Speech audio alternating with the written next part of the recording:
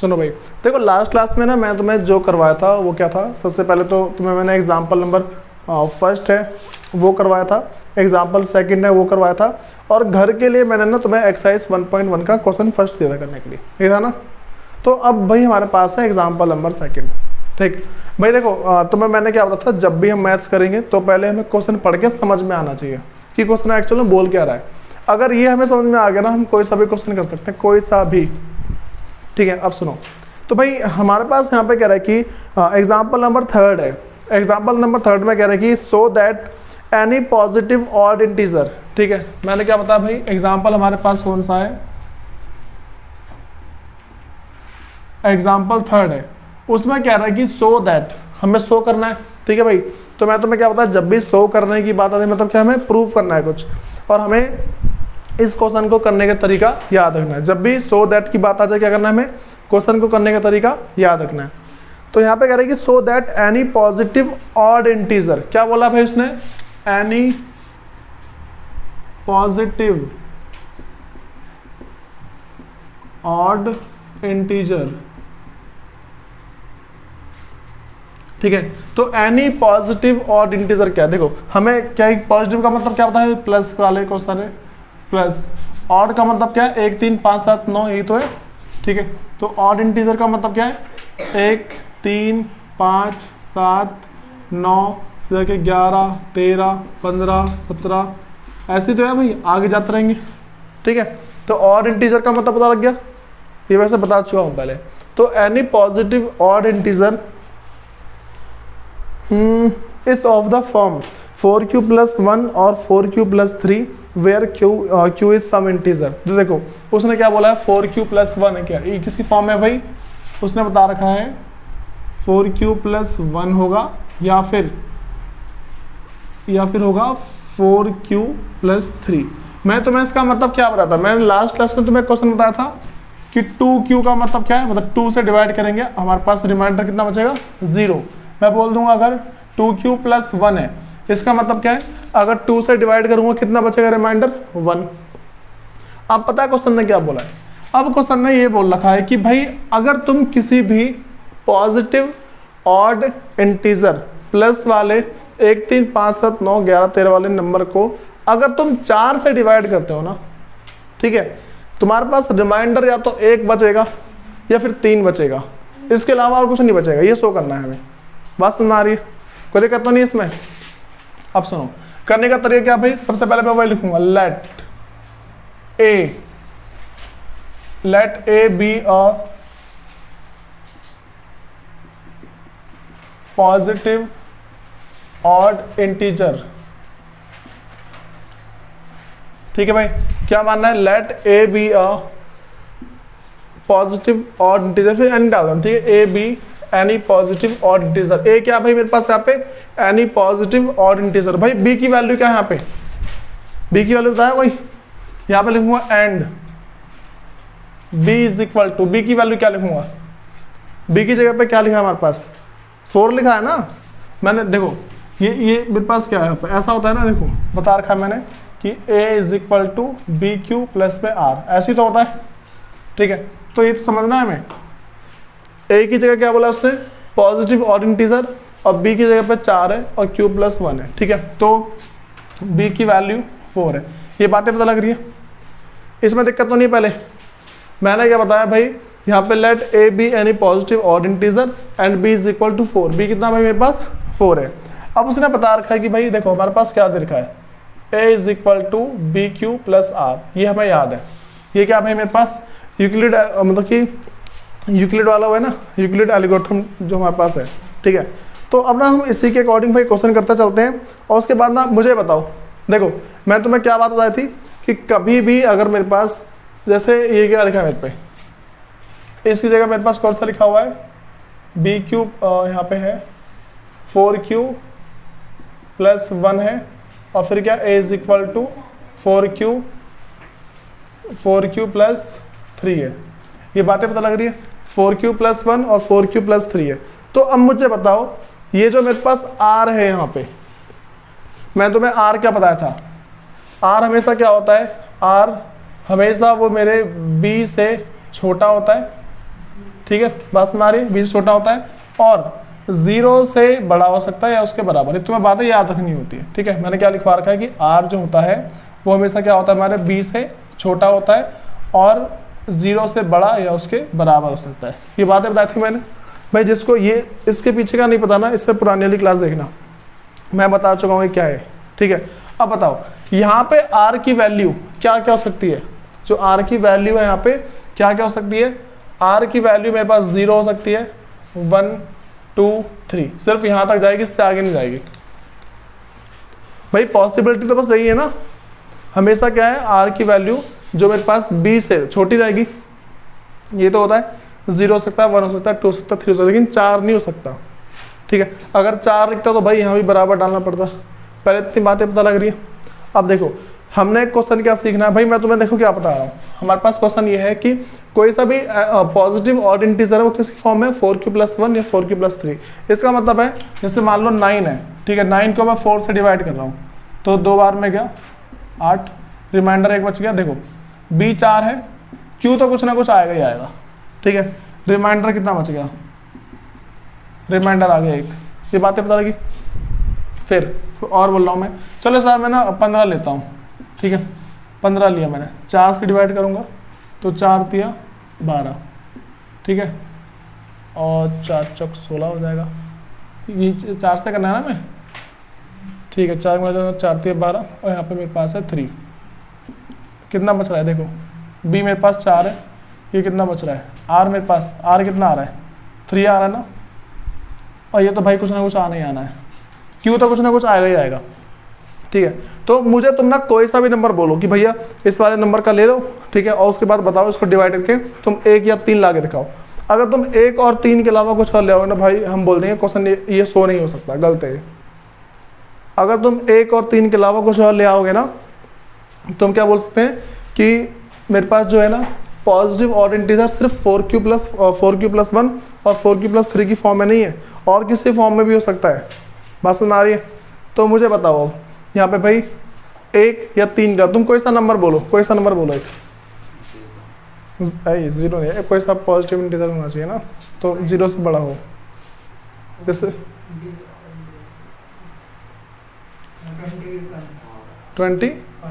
25, ये लो भाई 25 लिया मैंने, इसको किससे करने दिया मैंने 4 से, ठीक है। तो 4 × 24 कितना बच गया, रिमाइंडर 1 बच गया भाई। 1 और 3 के अलावा कुछ और आएगा ही नहीं।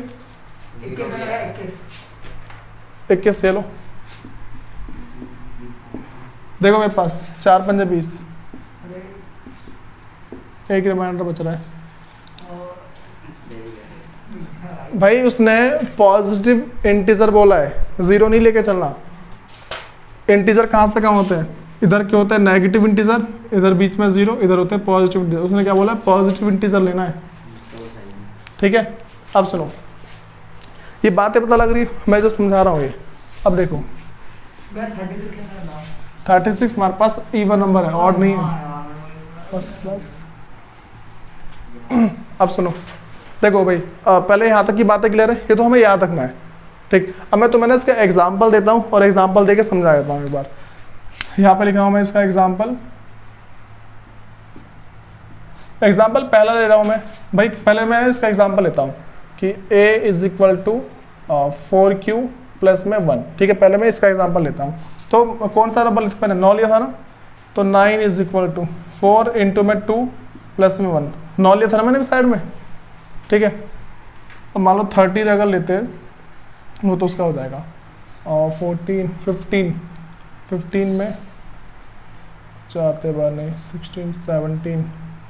इसका एक और एग्जांपल सोचना ज़रा। मैं यहाँ पे अगर 19 को लेके चल रहा हूँ तो कितना आएगा भाई, 4 से 4 चौक 16, 3 बच रहा है, ठीक है। इसका एक और आ गया। 23 को ले लो एक बार, 23 का 4 से तो कितना आ रहा है, 4 × 5 = 20, 3 बच रहा है। 25 का लेंगे तो 6 चौक 24। एक बार भाई 25 का लेता हूँ, ठीक है। यहाँ पे मैंने क्या ले लिया 25 का, तो 25 का कितने बार में जा रहा है, 4 का जा रहा है 6 बार में और रिमाइंडर 1 बच रहा है, ठीक है भाई। इस वाले का ले लिया पहले मैंने। अब दूसरा वाला का ले लेते हैं। दूसरा वाला क्या है मेरे पास, a = 4q प्लस 3 है। तो इसके भी दो एग्जाम्पल आए रखे हमारे पास, ले लेते हैं इसको। 19 बराबर 19 है बराबर मेरे पास 4 गुने में 4 और प्लस 3, ठीक है। और क्या लिखा है 23, 23 बराबर 4 गुने में 5 प्लस 3, ठीक है। ये ले लिया इसका एग्जाम्पल मैंने। ये बातें पता लगी कैसे कर रहा हूँ मैं, बस मुझे इसका एग्जाम्पल लिख देना और कुछ नहीं करना। ये लिया मैंने, ये 2 लिया, ठीक है।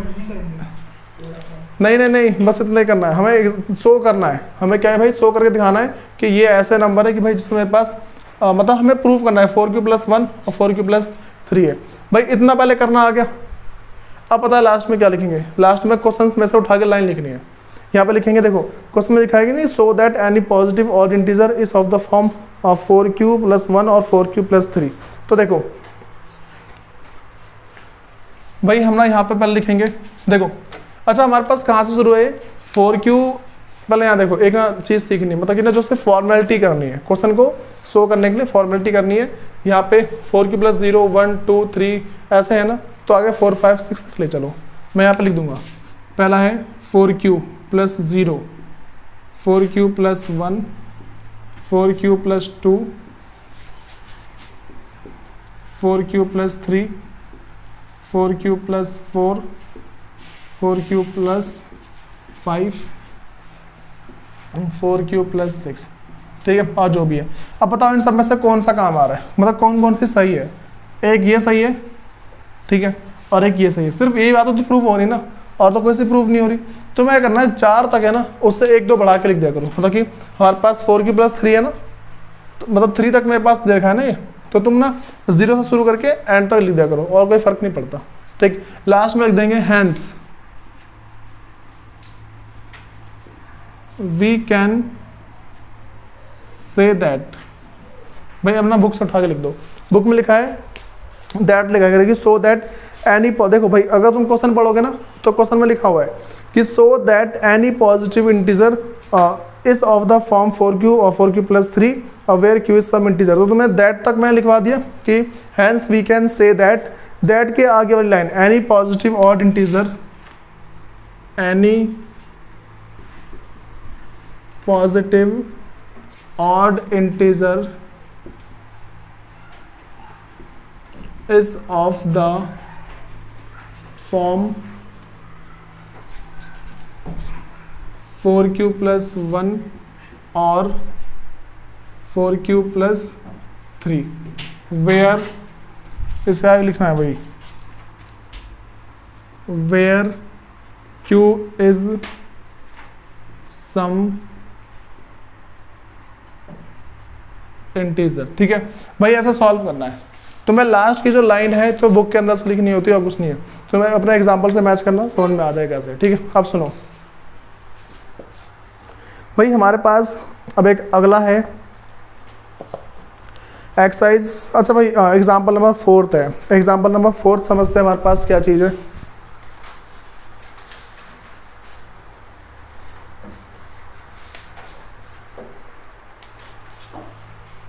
भाई HCF और LCM के बारे में पता क्या होता है, अब सुनो।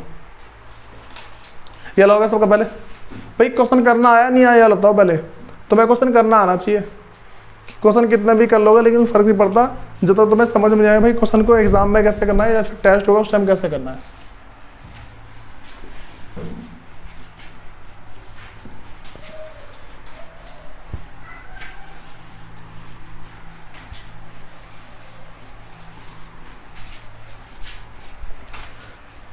देखो भाई अब तो मैंने 2 बातें बताता हूँ।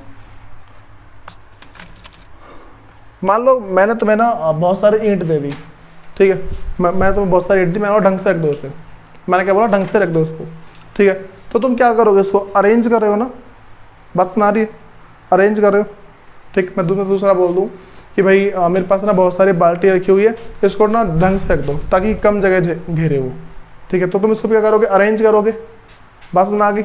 तो पहली चीज होती है अरेंजमेंट,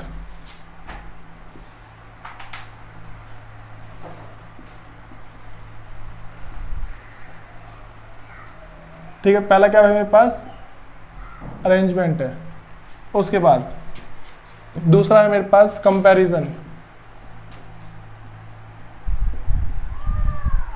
अब सुनो भाई, मैं तुमसे ये बता रहा हूँ कि देखो, अगर ना कभी भी तुम्हारे एग्जाम में एक अरेंजमेंट का क्वेश्चन, दूसरा कंपैरिजन का क्वेश्चन आ जाए, तो मैं करना क्या है, पहले इसके बाद मैं तुम्हें एग्जांपल बताऊंगा। पहले ध्यान रखो, कभी भी अरेंजमेंट की बात आ जाए एचसीएफ निकाल देना बिना सोचे, ठीक है। 2 नंबर तुम्हारे पास होंगे, दोनों का तुम्हें क्या निकालना है, एचसीएफ। अगला, अगर कंपैरिजन की बात आ जाए एलसीएम निकाल देना।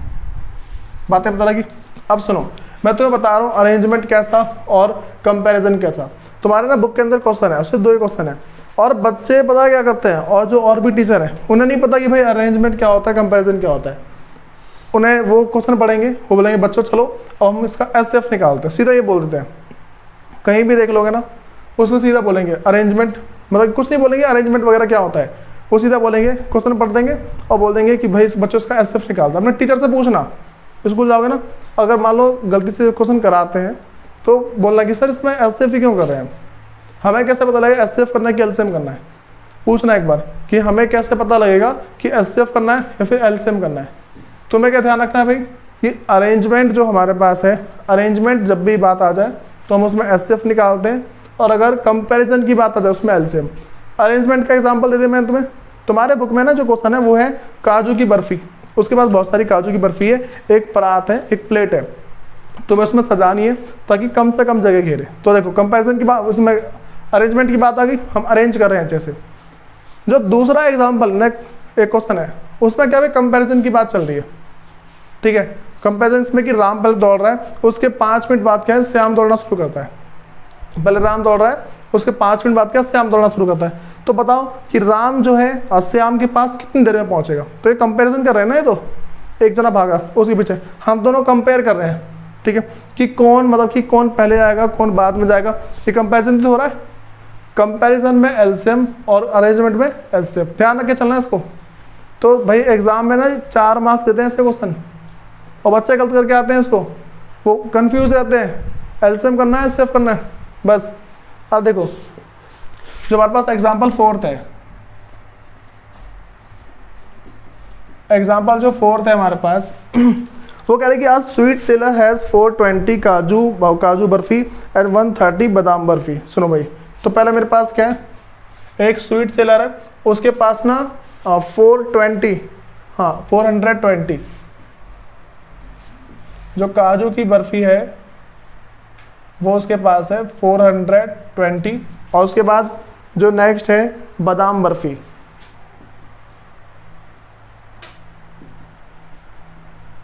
बादाम की जो बर्फी है वो है भाई उसके पास 130 उसके पास बादाम की बर्फी है। हाँ भाई, तो यहाँ पे कह रहा है कि she wants to stack them in such a way, वो उसको इस तरीके से रखना चाहती है, भाई रखना चाहती है, ज़्यादा पता नहीं जो भी है, सी है। तो कह रहा है कि she wants to stack them in such a way that each stack has same number. कह रहे कि भाई उस बर्फी को ऐसा रखना चाहती है कि हर एक लंबाई में ना, जो मतलब इतना ऊंचा बनाना चाहती है उसको। मान लो बर्फी की ना ऐसे गड्डी बनानी है, ठीक है, तो उसको इस तरीके से बनाना चाहती है कि सबकी ऊंचाई सेम हो। बस हमारी हर एक रो के अंदर ना क्या है कि उसके पास भाई बराबर बर्फी आ जाए, ठीक है। उसके बाद कह रहे कि हैज़ द सेम नंबर, कह रहे कि and that take up least area of the tray, और भाई ट्रे के अंदर कम से कम जगह घेरे वो। मैंने क्या बताया, देखो एक ट्रे है और बर्फी है उसके पास, ये 2 बर्फी है, तो वो क्या है कि भाई बर्फी को ट्रे के अंदर इस तरह रखना चाहती है, जगह भी कम घेरे और सबके अंदर ना बराबर ऊंचाई बने।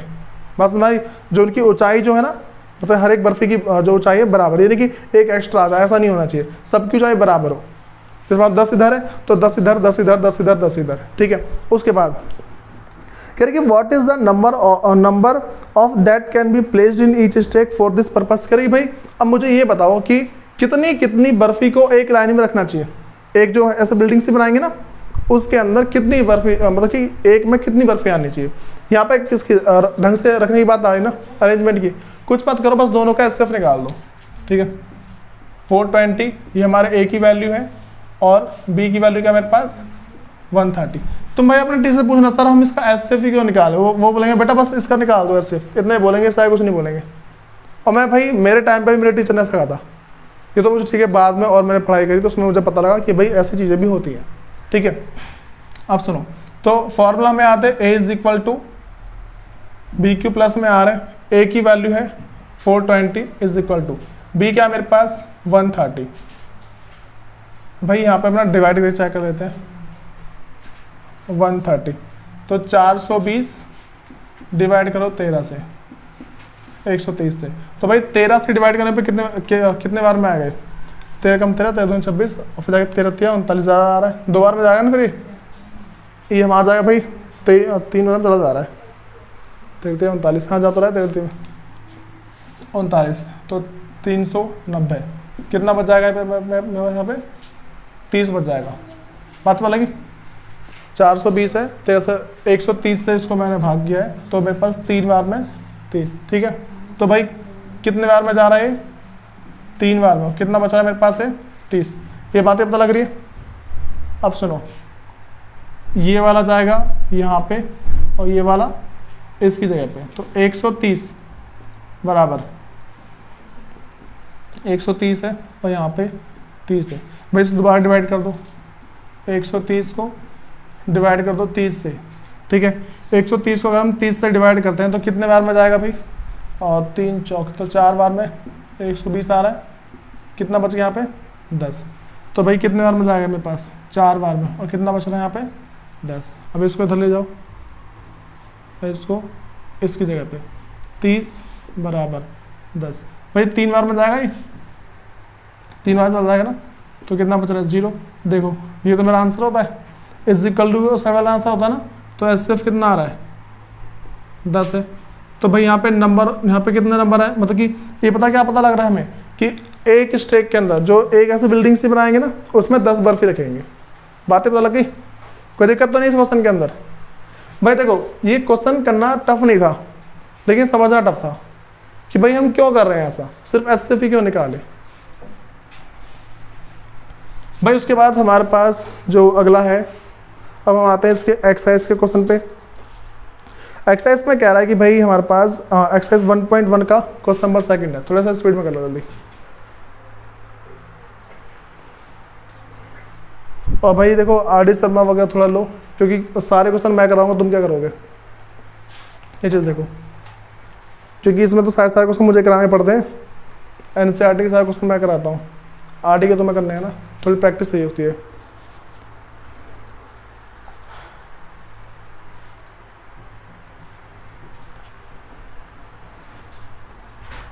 भाई उसके बाद ना देख लो क्वेश्चन नंबर 2 देखो, एक्सरसाइज 1.1 है, उसका क्वेश्चन नंबर 2 है।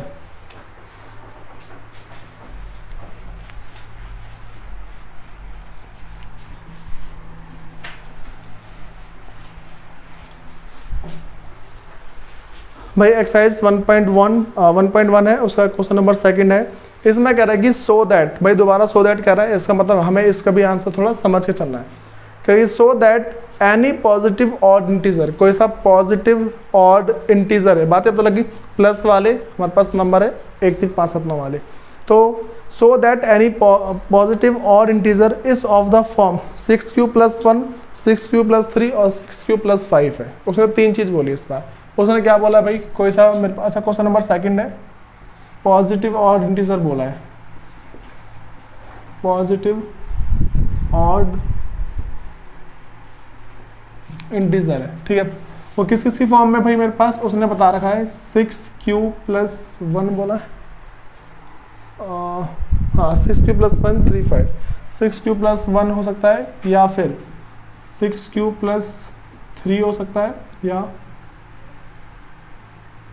और 6q + 5 हो सकता है। हाँ भाई, तो वे कह रहे कि where q is some integer, तो हमें क्वेश्चन पता लग रहा है क्या है, क्वेश्चन पढ़ के पता लग रहा है क्या मेरे पास, क्वेश्चन पढ़ के साफ पता लग रहा है कि कोई सा पॉजिटिव ऑड इंटीजर होगा, अगर हम उसको 6 से डिवाइड करते हैं, रिमाइंडर या तो 1 बचेगा या 3 बचेगा या 5 बचेगा, ऐसे ही तो है। उसने बोला है कोई सा भी पॉजिटिव ऑड इंटीजर ले लो, अगर तुम उसको 6 से डिवाइड करते हो ना तो रिमाइंडर या तो 1 बचेगा या 3 बचेगा या 5 बचेगा। तो शुरू करते हैं भाई, देखो क्या बोलूँगा सबसे पहले मैं कि let a be any positive odd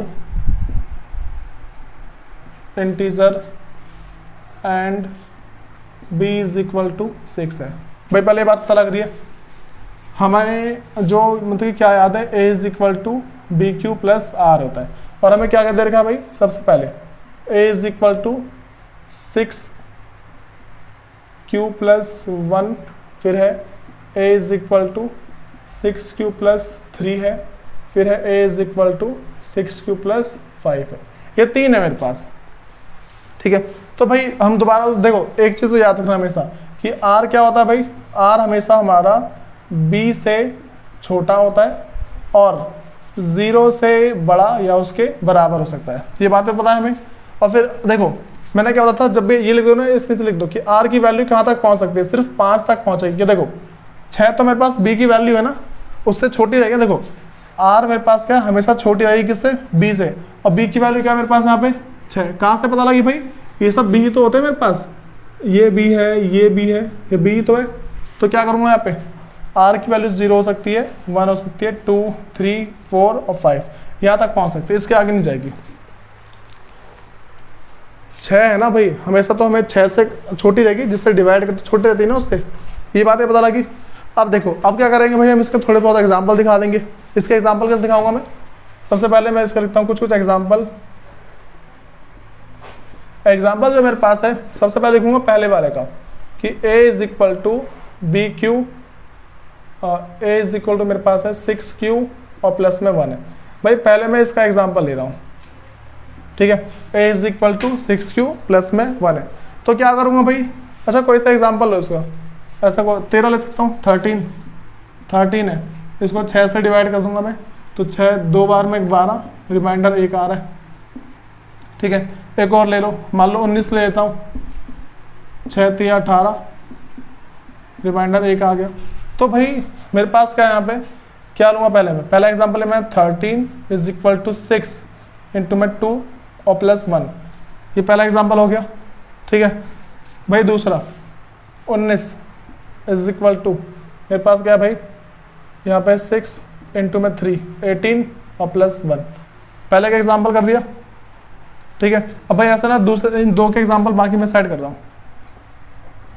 दूसरा वाला क्या है भाई मेरे पास, a is equal to 6q plus 3 है, ठीक। तो यहाँ पे भाई मैं ले लेता हूँ 13 14 15, तो भाई यहाँ पे ले रहा हूँ 15। यहाँ देखो 15 को डिवाइड करूँगा, अगर मैं 15 को अगर डिवाइड करता हूँ मैं 6 से, तो 6 दूनी 12, कितना बच गया 3, और भी ले सकता हूँ मैं 19 और 20 21 22, भाई यहाँ पे 23 लेता हूँ या फिर 21 ले रहा हूँ मैं, 21, 6 3 18, कितना बचा मेरे पास यहाँ पे 3, ठीक है। ये बातें पता लग रही है। अब देखो तो भाई इसका एग्जांपल लिख दे रहा हूँ मैं, पहला मेरे पास है 15 इज इक्वल टू 6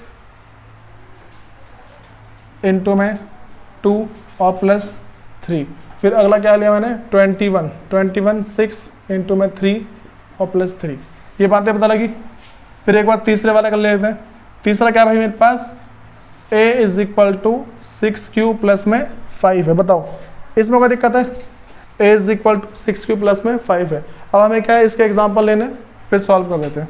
तो भाई अब 5 किस किस में आ जाएगा वो देख लेते एक बार।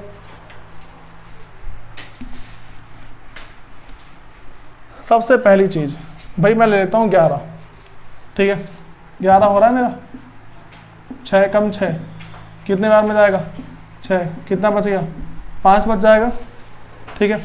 और फिर मान लो मैं ले लेता हूँ 17 ले लेता हूँ एक बार, या फिर 17 लेके देखता हूँ। 17 करता हूँ अगर 6 से, तो 6 दूनी 17 का 6 से 6 दूनी 12, कितना बचा यहाँ पे 5, भाई 2 एग्जाम्पल इसके भी आ गए। तो क्या करेंगे यहाँ पे, क्या मेरे पास पहले 11 इज इक्वल टू 6 इंटू में 1 प्लस 5, दूसरा भाई मेरे पास है 17 इज इक्वल टू 6 इंटू में 2 और प्लस 5, बताओ ये कोई दिक्कत आ रही है इसके अंदर भाई, ये जो मैंने एग्जाम्पल वगैरह लिखवाए कोई दिक्कत तो नहीं इसमें। भाई ध्यान रखना जो तुम्हें समझ में आ रहा है ना, ये बच्चे इस क्वेश्चन को याद करते हैं, इन क्वेश्चन के आंसर को बच्चे याद कर बैठते हैं, भाई ऐसे ऐसे करना है इसको, और फिर बहुत सारे टीचर पता करते हैं बुक का जो है आंसर सेम छाप देंगे। तो मैं एग्जांपल देख समझा रहा हूँ, मैं देख लेना कैसे। अब सुनो भाई, लास्ट में क्या लिखना है, देखो एक फॉर्मेलिटी याद है ना, फॉर्मेलिटी कहाँ तक की, इससे पिछले क्वेश्चन में हमारे पास था 4 तक था ना, 4q+1 और 4q+3, तो यहाँ तक था ना, 4q+3 तक था मेरे पास। तो मैंने कहा था 4 लिया था, 5 लिया था, 6 लिया था, लिखा ना 4q+0, 4q+1, 4q+3, 4q+4, 5, तो 6 तक लिया था मैंने। यहाँ पे कहाँ तक है, 5 तक है ना, यहाँ पे 7 तक ले लेता हूँ मैं।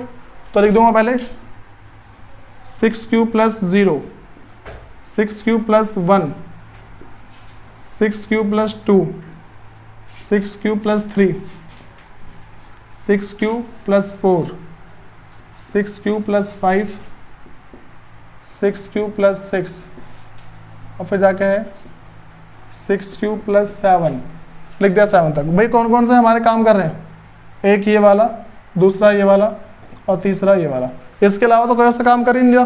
तो भाई यहाँ पे क्या लिख दूंगा कि hence we can say that.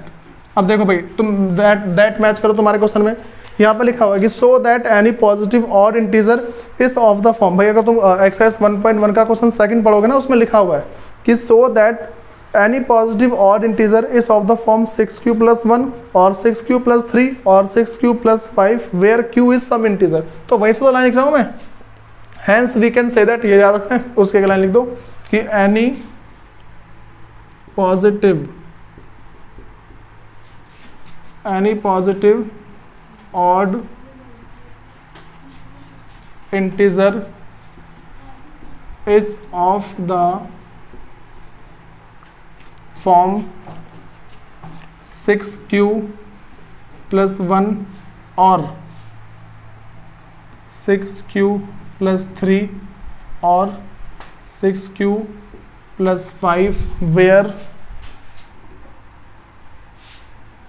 where q is some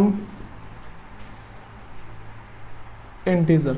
बताओ भाई तुम्हें बातें पता लग रही है, ये क्वेश्चन मैं कर कैसे रहा हूँ ये पता लग रहा है, पहले बताओ भाई। तुम्हें ना ये सारे क्वेश्चन है वो घर से रिवाइज करके लेके आने हैं।